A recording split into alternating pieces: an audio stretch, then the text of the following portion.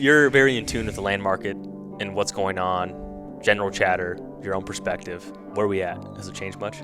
I wouldn't say it changed much. You know as much as I do. Most of these people, I would say their gut is spot on. If you have a gut on what you think the land market is right now, you're probably right. I know there's several perceptions. Some people think it's just a crazy buyer's market because the interest rates went up, way up, and they're going to be able to pick off steals, and that's just not happening because the inventory is so low. So I think some of those people are facing reality there. The inventory's tight. If I was a new land buyer, I probably would be patient right now. I would. Would you suggest to find something that has some sort of income?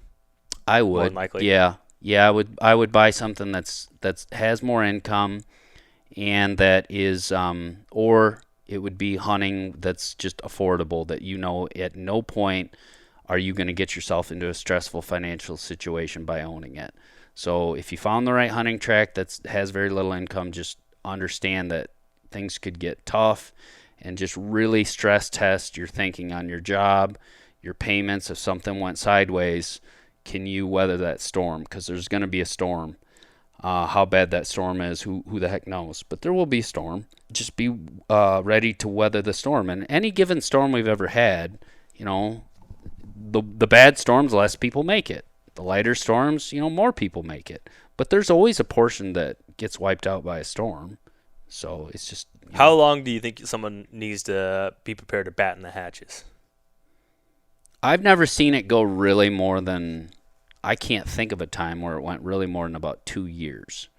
A 2-year time frame, I feel pretty safe. Uh-huh.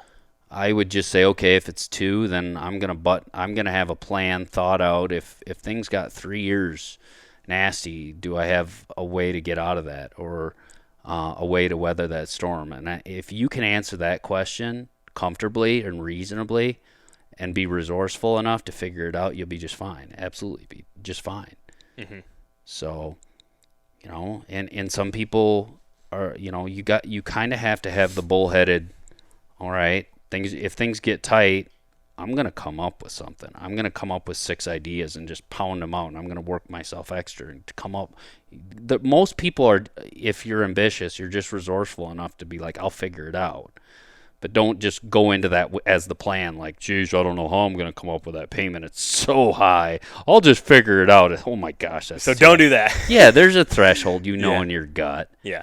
But just have like a worst case scenario. This is how I'm going to fix it. And if you have that, then you will fix it. That's why I've seen 5, 6, 7 different storms. Some of them, somebody be like, oh, we've never had a storm since the 1980 farm crisis. We've had plenty of storms. We've had some bad storms.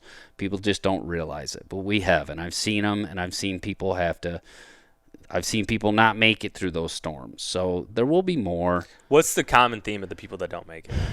And just your general perspective. They pay that primo wacko price. It's like, oh my gosh, that was not well thought out. Yeah, that price will make sense in about 7, 8, 10 more years. That price might make sense. They just pay crazy prices over what they should, and and then they leverage themselves pretty hard. So hey, I bought this farm. I pay the market's whatever. I'm just making figures up, but the market is generally 5. But this thing was so sweet, man. It was so sweet. So I paid $6,700 for it when the market was 5, and it's got about a 1% ROI, but it's got big deer on it. Doesn't have any logs I could sell. Just it's brushy, but it's got big deer. And I'm going to pay for it because I've got a good job. And my wife makes a good income too, so we can make that pretty hefty payment. Pretty hefty. And then all of a sudden that guy says, hey, I lost my job and my wife's leaving me. Or whatever. I mean, sometimes it's both. That's tough. That's a country song. Yeah, and I've seen both. I've seen one or the other will make that guy sell the land. Yeah, I lost my job. My business went under. My wife left me. I left my wife. I left my husband. I don't. Who the heck knows? All those reasons. So, and things tighten up, and they're like, now I have to sell, dude. I have to sell it, and then they take losses.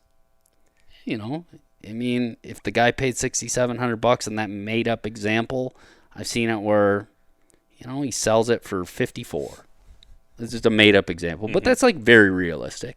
That figure's very realistic.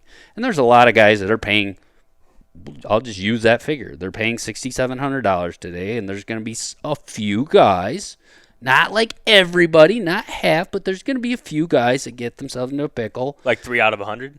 Yeah, who knows? It depends how bad the storm gets. It depends how bad it gets. If interest rates get to 10% and then the economy goes off a cliff, you say it was 3 out of 100, now it'll be 15 out of 100. How bad does the storm get? I have no clue. But, if all the factors come into play and things get nasty, yeah, it's going to be 15 out of 100. If it's a mild storm, it could be 3 out of 100. But there will be some people. The number won't be 0. Sure. It won't be 0. And it won't be like, half got wiped out. It's not going to happen. I mean, could it? Sure. But understand that. It won't be 0, and it's not going to be half. It's going to be somewhere in there. Where it is, I don't know. I hope you guys enjoyed this. My name is Jake Hofer, and I'm a real estate agent out of the state of Illinois, and it's my goal to help 100 people buy their first farm. Been doing that with the Land Podcast and clips like this every single Thursday and Saturday that are released here on the channel.